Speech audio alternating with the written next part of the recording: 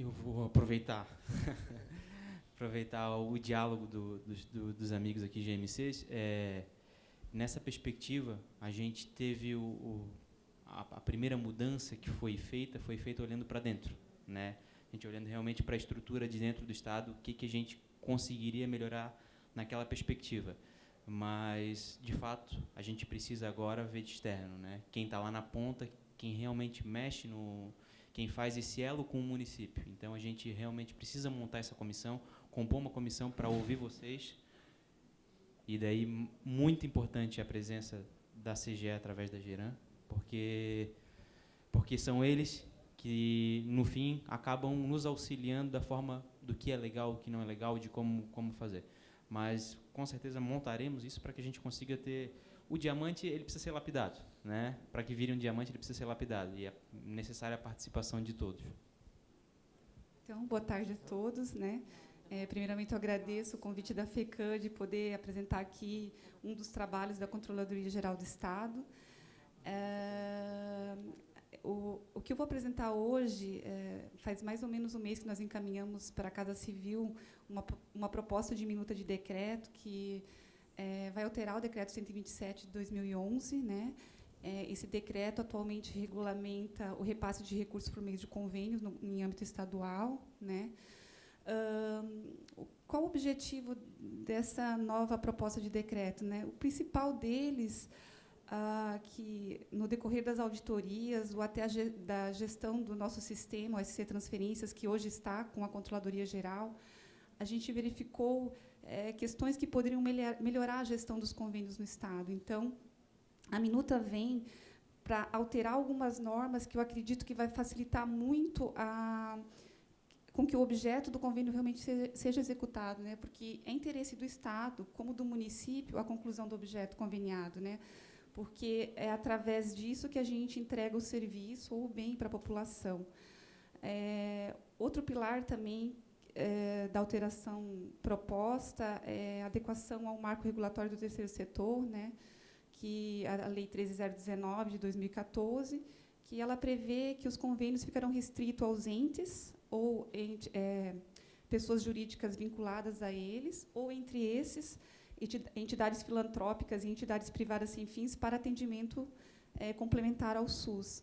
Então, esse projeto, eu acredito que, né, está em análise da Casa Civil. Tudo o que eu for falar hoje aqui não está vigente, né, é apenas uma proposta, eu tenho que deixar isso bem claro. Dependemos da autorização do governador e da publicação dessa norma.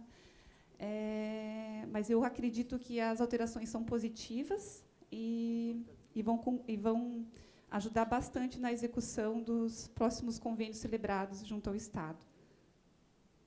Desculpa perder o painel, né? Mas a gente pegou um acidente que parou a SC totalmente, né? Eu já não gosto muito de apresentar, e daí já cheguei assim e tenho que falar para vocês. Mas, enfim, vamos lá, né? É só apertar aqui. Esse aqui. Ok. Então, ok, vamos lá. Então, a primeira alteração que nós temos no decreto, na minuta, na proposta, né, que nós encaminhamos à Casa Civil, é que, atualmente, na regra vigente, a celebração de convênios poderia se dar somente pelo CNPJ do município. Tá? Verificou-se, na prática, a problemática de que muitos órgãos do município precisavam contabilizar as despesas em áreas específicas, como, por exemplo, os fundos municipais de saúde. Para possibilitar essa contabilização em despesas e áreas específicas, a alteração vai permitir que os convênios sejam celebrados com órgãos, com CNPJs do município ou dos órgãos municipais. Tá? Só que, assim, eu preciso alertar os senhores do seguinte: a partir do momento que vocês cadastrarem esses CNPJs no SC Transferência, o sistema vai verificar a regularidade de todos sempre. Então, o que eu sugiro? Então, que vocês façam, tentem firmar o máximo possível sempre com o CNPJ principal do município, e, em casos em que a legislação exige que as despesas sejam contabilizadas nesses CNPJs, ok, firme o convênio com o fundo, né, como deve ser feito. O DART é o demonstrativo de atendimento dos requisitos de transferências voluntárias, né? Ele está sendo adaptado, ele vai compor lá vocês vão poder ver o CNPJ principal e todos os CNPJs vinculados ao município. Então, todos aqueles que tiverem ali demonstrados, vocês terão que manter a regularidade sempre que conveniar. Tá? Com relação ao cadastramento, atualmente a regra vigente ela exige que o estatuto do consórcio e suas alterações sejam registrados em cartório competente, né? Então a gente está desburocratizando. A nova proposta ela prevê a dispensa do registro em cartório, até porque a gente verificou que não era uma exigência para a constituição dessa pessoa jurídica, então não teria por que o nosso decreto estar exigindo. Então a nova minuta ela vai dispensar esse registro em cartório. Com relação à regularidade, ao se firmar convênio, né, que hoje são raras as exceções, o DART vê qualquer pendência e não permite que o município firme um convênio, nós temos que dar atendimento agora à Constituição Estadual do Estado, né, que ela dispensou a adimplência dos municípios no caso de execução de emendas individuais ao orçamento, né. Então, um convênio derivado de emenda impositiva ao orçamento não será mais verificada a regularidade. Essa alteração já está vigente, nós temos que atender à Constituição. No entanto, surgiu várias dúvidas nos órgãos do Estado, porque quando o parágrafo 13 do artigo 120 fala que independerá da adimplência, não se sabia a abrangência dessa adimplência, né? Inclusive, a Controladoria ela emitiu uma informação dizendo que independe de qualquer tipo realmente de adimplência. Então, se tiver pendente com o FGTS, com o INSS, ou até com prestação de contas, esses convênios serão firmados e serão repassados, né, os recursos. Então, a alteração proposta, ela vem a dar segurança jurídica para os órgãos, porque interpretam de outras formas, né? Então, não basta apenas uma informação da Controladoria, mas sim um decreto dizendo que será excetuado. Então, no caso de convênio para atendimento de emenda impositiva, nós não verificaremos o DART, tá? Eu não sei se o pessoal tem direito a dúvidas. Ah, tá. Ok. Estou falando muito rápido? Ah, ok. Tá bom. Ah, que legal. Gostei do painel. Então, com relação à apresentação de documentos, né? A gente sabe que o decreto atual existe a apresentação de vários documentos físicos, né? Documentos de cadastro, documentos de proposta e documentos de prestação de contas. A minuta proposta ela vem com o objetivo de modernizar, então ela traz a previsão de que esses documentos poderão ser encaminhados em plataforma eletrônica e por meio de certificação digital, né? Já era uma coisa, algo que a gente tentou um tempo atrás, não conseguiu. Então, agora a gente fica feliz porque a gente já está paralelo ao governo sem papel, já estamos tratando com o governo sem papel, o pessoal da equipe, a gente já está tendo reuniões. Nós vamos possibilitar que vocês encaminhem na plataforma de protocolo do Estado, que é o SGPE, já tem a plataforma externa, vamos possibilitar que vocês encaminhem esses documentos de forma digital e não precisem mais entregar de forma física. Inclusive, vamos ter uma reunião semana que vem sobre isso, e estamos dando andamento a isso, e o decreto também já vem prevendo isso. Eu acho que é uma questão de modernização, né? Então, a gente precisa realmente atender esse objetivo. Com relação à vigência, eu tenho boas novidades, se for publicada a proposta, né? Atualmente, para prorrogar a vigência de um convênio, ela sempre deve ser solicitada pelo município, né? Qual a problemática que a gente verificou na prática? Por vezes, o município solicita, ele faz sua parte, solicita, justifica. Em muitos casos, o Estado não acabou de passar os recursos conveniados, o valor conveniado, né? E, por vezes, o Estado não prorroga e o convênio fica extinto. E a gente tem objetos pela metade, né? E a gente não tem previsão legal hoje para ressuscitar esse convênio que estava extinto, né? O que a minuta proposta vem sugerindo, né? Com o objetivo de desburocratizar e assegurar a continuidade do objeto conveniado. Ela prevê a prorrogação de ofício, né? Então, o que é a prorrogação de ofício? Vocês não vão precisar solicitar no caso de atraso de recursos por parte do Estado. O Estado será obrigado a prorrogar. Então, se o Estado não faz a sua parte de repassar os recursos, ele será obrigado a prorrogar aquele convênio. E a gente vai além, tá? Se por negligência administrativa, mesmo assim, o Estado deixar de prorrogar e deixar o convênio ficar extinto, a norma já vem prevendo, deverá prorrogar mesmo que o convênio esteja extinto. Então, eu acho que a gente vai solucionar muitos casos que eu sei que estão por aí hoje, de convênios, que estão com a obra pela metade, e a gente não pode prorrogar. A gente não pode porque ele está extinto. E nos consultaram, um tempo atrás, algum município, e a gente teve que emitir um parecer de que teria que ser feito um novo convênio com a parte do objeto que faltou, então uma burocracia gigante, porque o Estado deixou de prorrogar aquele convênio extinto, quando deveria ter prorrogado, porque ele nem acabou de pagar o que deveria, né? Então, essa é uma novidade que vem na proposta. Outra questão é que, atualmente, qualquer aditivo de valor e de vigência ele passa pela aprovação do órgão descentralizador de créditos. Então, com o objetivo de desburocratizar, a minuta ela prevê a exclusão dessa regra. Quem vai analisar a justificativa do município, se prorroga a vigência ou se dá o aditivo, vai ser apenas o concedente. Tá? Então, a gente está propondo essa alteração também.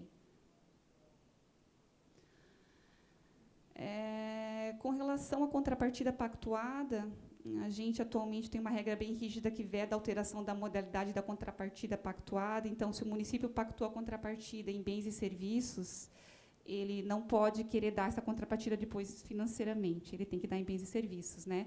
A gente, com o objetivo de ter maior flexibilidade, a gente está prevendo que, se ele se comprometeu com contrapartida bens e serviços e, porventura, quer dar posteriormente de forma financeira, ele poderá alterar. Só que a recíproca não é verdadeira, tá? Se ele se comprometeu com contrapartida financeira, ele terá que dar a financeira. Até porque a gente sabe que a contrapartida financeira ela é proporcional às parcelas do Estado, né? O município é obrigado a aportar antes para depois o Estado pagar. Então, essa ficará mantida, essa regra. Com relação a... Acho que essa regra também vocês vão gostar. Com relação a vedar o repasse de recursos, né? A gente tem hoje que, num convênio de 3 ou mais parcelas, o repasse da terceira parcela ele é condicionado à aprovação da prestação de contas da primeira parcela. Então, veja que a gente não tem congruência com a obrigação das partes, né? Porque qual que é a obrigação do município? Entregar a prestação de contas, né? Qual que é a obrigação do Estado? Analisar. E eu condiciono o município a receber recursos a uma análise do Estado. Então, eu tenho 2 problemas. Primeiro, meu analista tem um prazo para análise e eu obrigo ele a analisar rapidamente porque eu tenho que passar a parcela para o município, né? Segundo, eu bloqueio o município porque o analista ainda não analisou a prestação de contas. Então, com o objetivo de manter a congruência da obrigação das partes, a minuta ela vem prevendo que o repasse da terceira parcela está condicionado apenas à apresentação da prestação de contas. Então, o município cumpriu a parte dele, apresentou a prestação de contas, poderá receber a próxima parcela. O Estado terá o tempo para analisar a prestação de contas, conforme a regra, né, estipulada. Então, e assim sucessivamente. A quarta apresenta a segunda, né? Nós temos uma exceção, que, no caso de obras, por questão de controle, será um pouquinho mais restrito, né? O Estado pagará a primeira parcela, no entanto, a segunda somente quando ele entregar a prestação de contas da primeira. Então, é uma questão de controle. Essa alteração até foi solicitada pela Secretaria de Infraestrutura, mas veja que nós vamos repassar a primeira parcela, porque antigamente tinha uma política de não repassar, fazer o município executar para depois repassar, né? Então, veja bem, a gente pensa que o que está no decreto, e acho que a Casa Civil está alinhado com a gente, tem que ser seguido pelos órgãos, porque muita reclamação do município é que a norma está assim, mas o órgão faz assado, né? Então, isso não é bacana, a gente tem que ter padronização, né? E atendimento às normas. Com relação ao atraso de repasse de recursos ainda por parte do Estado, atualmente, nós não temos nenhuma regra que assegure que o município possa, por exemplo, utilizar recursos próprios e depois resgatar esses recursos. Na prática, a gente viu que, por vezes, o município atrasava o repasse de recursos. O município vinha, por favor, eu pago com o meu dinheiro e depois eu me ressarço, né? E, poxa, a gente parava a obra porque não tinha previsão legal, e a gente tinha que dizer assim, olha, não tem previsão legal, você não pode fazer isso, você não pode, você tem que esperar o Estado pagar para pagar o fornecedor. Daí o fornecedor não executava a obra, parava a obra porque o Estado não repassava e o município queria pagar aquele fornecedor e não conseguia. Então, a proposta com o objetivo de assegurar a continuidade do objeto, ela vem prevendo que o município poderá aportar recursos próprios na conta do convênio para pagamento de despesas, né, e depois se ressarcir delas, né, ok? Então, eu acho que vai ajudar quando o Estado atrasar o repasse dos recursos desses convênios.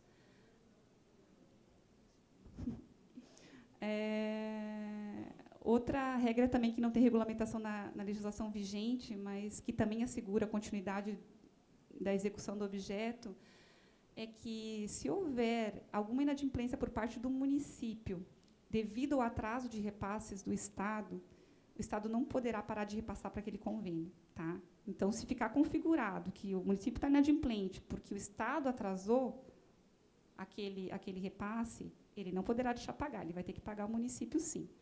Tá? É uma previsão também que está vindo na nova minuta. Com relação à contratação, atualmente, a regra vigente diz que a licitação deverá ser específica para o objeto conveniado, né? Ela até pode ser pré-existente, mas ela é específica, então a gente tem um contrato específico. Com o objetivo de garantir a economicidade, a gente verificou que, em alguns momentos, o município tinha uma licitação já, que não era específica para o projeto conveniado, poderia utilizar, mas não, a norma não permitia. Então, o que a minuta vem propondo? Se você comprovar que é mais econômico aquela licitação, você pode utilizar ela para o objeto conveniado. Então, nesse caso, né, o conveniente ele tem que celebrar um termo aditivo ao contrato pré-existente, né, se ele tiver lá o limite que a Lei 8.666 permite, e terá que emitir autorização de fornecimento e ordens específicos para a execução do objeto conveniado. Então, eu acho que é uma flexibilidade para vocês na hora da contratação, de poder usar procedimentos licitatórios que existiam antes, não específicos, né, e desde que comprovado que é mais econômico. Por vezes, a legislação não se preocupava com isso. Aí, vocês fariam uma nova licitação e pagariam mais caro do que aquelas que vocês tinham anteriormente, né? Então, é uma alteração que eu acho que é positiva. Com relação a prazo de prestação de contas, nós também temos uma alteração. Hoje, atualmente, a regra prevê que é 30 dias contados da vigência, né, do instrumento, e a nossa proposta é que seja de 90 dias contados do término da vigência, né? É uma flexibilização, né? Por vezes o município não tinha tempo hábil em 30 dias de comprovar que atendeu a finalidade daquele convênio. Então, eu acredito que esse prazo é mais flexível e vai auxiliar os municípios na prestação de contas final dos convênios. Com relação a juros de mora, né? Atualmente, a legislação ela prevê incidência de juros de mora a partir da data do inadimplemento até a data do pagamento. Então, vou explicar como é que funciona, mais ou menos. O município foi lá, executou uma despesa fora do plano de trabalho, o Estado analisou e glosou aquela despesa. Então, a data da saída do extrato bancário começa a contar, que é a data de inadimplemento, para a cobrança de juros de mora, até a data do pagamento do município, né, que é 1% juros de mora pela legislação. Nós estamos prevendo os 2 casos que não haverá incidência de juros de mora. Isso se não comprovada a má-fé e nem dolo por parte do beneficiário.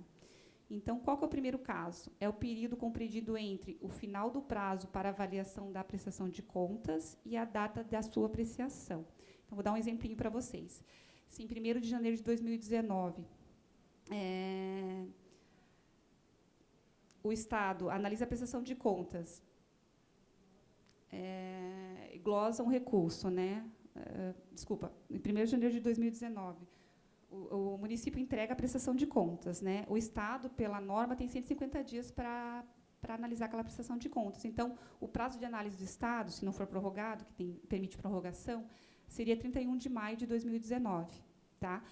Se ele demorar 2 anos para analisar essas contas, esse período compreendido entre 31 de maio para frente não se cobrará mais juros, né? Então, não era justo, né? O Estado pegava uma prestação de contas 2 anos depois, verificava que havia um problema, glosava aquela despesa e por 2 anos você pagava juros de mora. Então, é uma questão de justiça. O Estado não poderia cobrar esses juros porque ele tem um prazo para analisar contas e ele deve cumprir esse prazo. A outro período também que não haverá incidência de juros de mora é entre a data da aprovação da prestação de contas e a data da comunicação de sua anulação.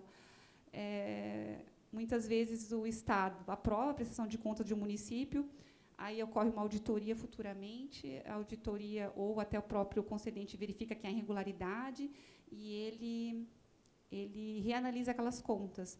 Então, esse prazo entre a data da aprovação e a comunicação de que as contas estão sendo analisadas novamente também não poderá incidir juros de mora para o beneficiário. Esses casos, somente se não houver dolo ou má-fé, ok? Então, não haverá incidência de juros de mora. É uma questão de justiça, né? A gente precisava prever isso na legislação. Com relação à restituição dos recursos, atualmente, a restituição dos recursos é somente na conta do concedente, né?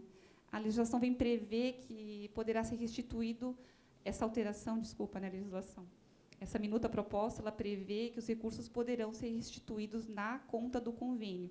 Qual que é o objetivo disso? Assegurar a continuidade da execução do objeto. E quando que a gente vai poder restituir esses recursos na conta do convênio para poder utilizar novamente, né? Então, a gente entra de novo na questão. Não houve má-fé, né, do beneficiário, ele aplicou errado por desconhecimento de, por exemplo, uma despesa que não estava prevista no plano de trabalho, mas era afim para a execução daquele objeto. Não houve má-fé dele de adquirir aquela despesa. Né? Então, se o objeto estiver em andamento, convênio vigente, você vai poder devolver o recurso na conta do convênio e utilizá-lo novamente. Okay? Agora, se o convênio já tivesse distinto, o objeto já tiver sido concluído, aí não tem como, né? Ou, no caso de má-fé, tem que devolver esse recurso daí na conta do concedente. Com relação ao acompanhamento do convênio, atualmente não é obrigatório a designação de nenhum gestor por parte do Estado para controlar aquele convênio. A nova minuta proposta ela vem obrigando a designação de um gestor de convênio que terá competência de acompanhar, controlar e fiscalizar a execução daquele objeto. Essa ideia tem a ideia de ações de acompanhamento de caráter preventivo e saneador, porque, assim, se ele estiver acompanhando, estiver se comunicando com o município, eu acho que a gente vai ter mais sucesso para a execução do objeto, né? Assegura que o objeto vai ser realmente executado da forma que deveria acontecer. Então, eu acho que é um passo interessante para que a gente possa sempre concluir aquele objeto que é interesse tanto do Estado como do município que seja executado. Aqui também a última previsão que eu trago para vocês é que, a partir de 2021, será obrigatório o cadastramento das medições das obras no SICOP. A ideia é facilitar o acompanhamento e a transparência de todas as obras, tanto aquelas conveniadas como aquelas contratadas diretamente pelo Estado. Então, para quem conhece o SICOP, é o Sistema Integrado de Controle de Obras Públicas. Ele traz um mapa lá que você clica, abre as fotinhos de todas as obras, né? E a ideia é trazer para dentro do SICOP também as obras conveniadas. Então, a gente tem bastante trabalho pela frente, obviamente, mas a ideia da transparência, todas as ações, né, do convênio, do início ao fim. Então, era isso que eu tinha para colocar para os senhores. Sobrou 5 minutos. O que eu posso dizer? Eu acredito que essas alterações que dependem ainda de publicação, elas são positivas tanto para o Estado como para o município. Eu acho que ambos eles têm interesse comum, que é a execução do objeto conveniado, porque é dessa forma que a gente entrega para a população o bem ou o serviço, né? E é isso que a gente tem interesse, que o acordo realmente seja cumprido, né? E o objeto totalmente executado, para o fim a que se destina. Tá? Muito obrigada a todos. Muito obrigado. Para a complementação, vou repassar a palavra novamente para o professor Luiz Felipe. Bem, pessoal, a princípio não é facilidade, né? O nosso objetivo aqui é resultado, né? Se o foco é a aplicação do recurso, o nosso objetivo é resultado. Essa é a questão. Então, esse aperfeiçoamento vai facilitar a questão da avaliação na entrada, não é isso? Na realidade, nós vamos trabalhar com trilha de auditoria, trazer a transparência e trazer o controle, né? Nós temos que entender que o Estado ele quer essa aproximação, ele entende pelo fortalecimento das prefeituras. Você fortalecendo as prefeituras, automaticamente você fortalece o Estado. Nós temos uma limitação orçamentária, né? O fechamento desse quadrimestre ele traz resultados favoráveis e um cenário promissor para o Estado, mas isso aí é para 2020, 2021 e sucessivamente, né? A minuta que está sendo apresentada aqui, na realidade, ele mostra uma evolução de entendimento, né, do Executivo em auxiliar e facilitar, né, o benefício público, o uso do recurso, né, o interesse do Estado em primeiro lugar. Então, acho que essa é a proposta em si, né, frente ao que está sendo apresentado aqui e analisado pela Casa Civil.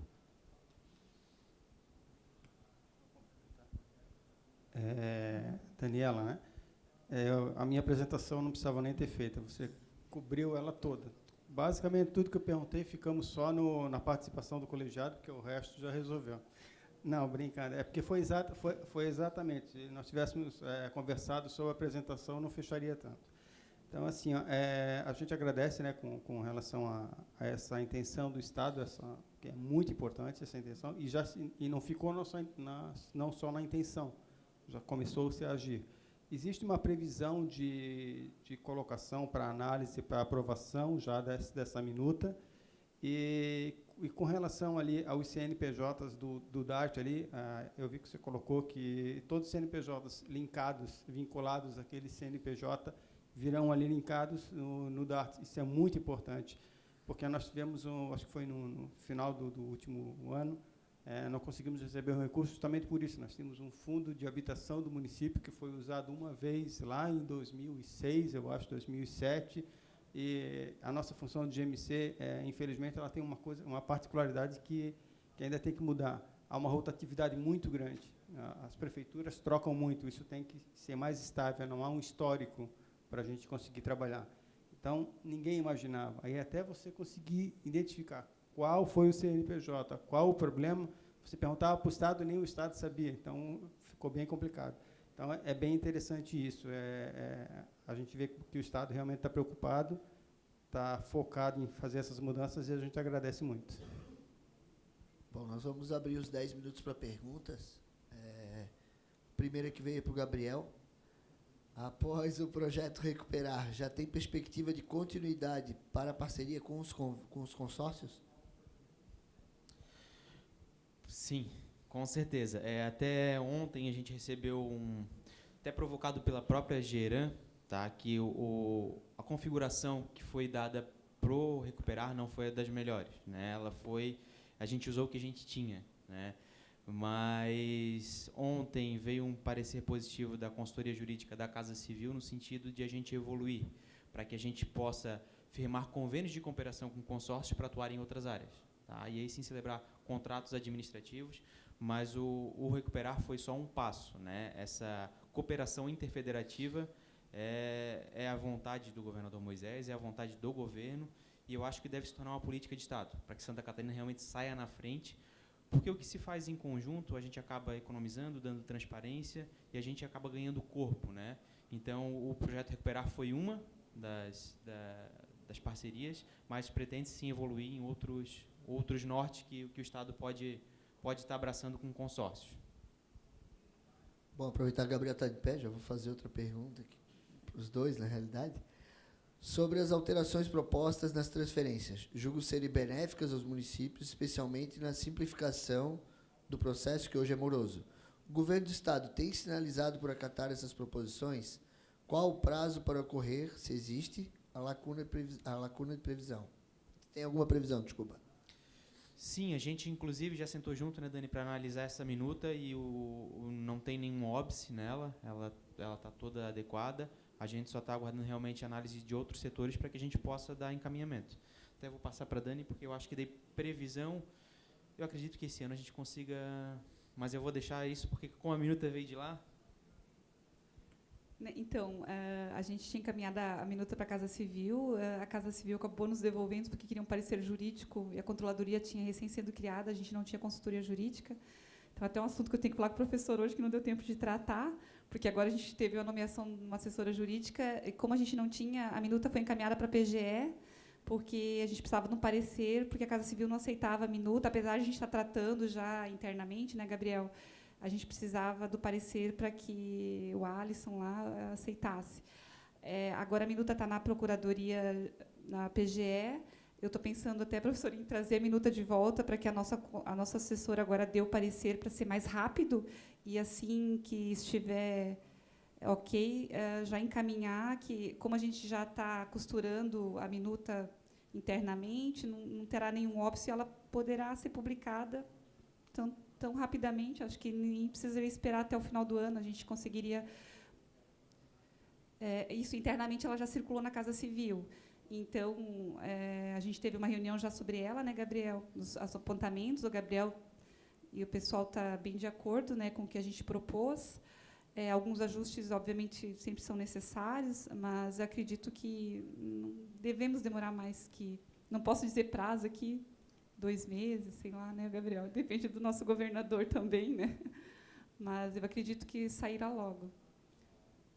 Bom, para a Daniela novamente, a questão de linkar a segunda parcela de recurso, apresentando a primeira parcela de prestação de contas, não vai engessar as obras? As liberações de recursos só ocorriam 3 vezes por mês na gestão passada. Então, a gente vê que as obras elas têm que ser um pouquinho mais controladas. Eu era um pouco contra uma gestão anterior que não repassava nem a primeira parcela e fazia com que o município executasse a obra antecipadamente. Olha, a gente tem um problema do cronograma de pagamento, né, mas o Estado ele deveria cumprir aquele cronograma previsto no convênio. Né? Por vezes, a gente não tem controle disso, infelizmente. Se ele cumprir o cronograma do jeito que deveria, não engessaria, porque vocês sempre estariam com um recurso à frente. Né? Você recebe o recurso, você tem o dinheiro na conta e você executa. Então, você sempre estaria com o dinheiro na conta, a princípio. Eu acho que talvez não ingesse se o Estado pagar direitinho o cronograma dos convênios. Né? Não. O professor está falando aqui que trata-se apenas da apresentação da prestação de contas, não da análise dela. Né? Mas o pessoal fica receoso, né, porque eles queriam ficar com 2, como é para os outros. Né, para os outros. Então, mas isso foi até uma solicitação da Secretaria de Infraestrutura para o controle de obras. A gente acatou prontamente, porque a obra, por vezes, aconteceram no passado repasses e que não houve execução. Né?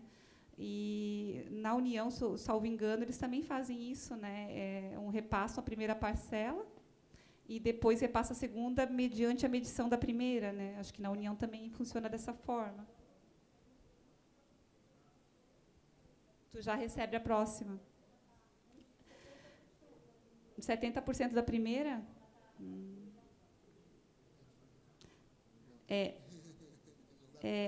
Na realidade, talvez a gente possa até dar uma pensada, a minuta não saiu ainda, a gente pode conversar pensando num percentual, porque uma coisa que eu também nunca gostei é que você tem que prestar contas no 100%, né? Se tu ganhou 100 mil, tu tem que fechar aquela prestação de contas em 100 mil reais. Né? Eu nunca concordei com isso, porque aí você tem que fazer... Então, o próprio sistema ele foi alterado, possibilitando deixar saldos hoje na prestação de contas, que antes o sistema não permitia. A gente pode trabalhar essa ideia, conversar com a Secretaria de Estado de Infraestrutura de um percentual, quem sabe, para já poder repassar outra parcela. Eu acho bem interessante, porque até o sistema já permite que vocês façam dessa forma. Mas vou ver isso para vocês. Mais alguma pergunta?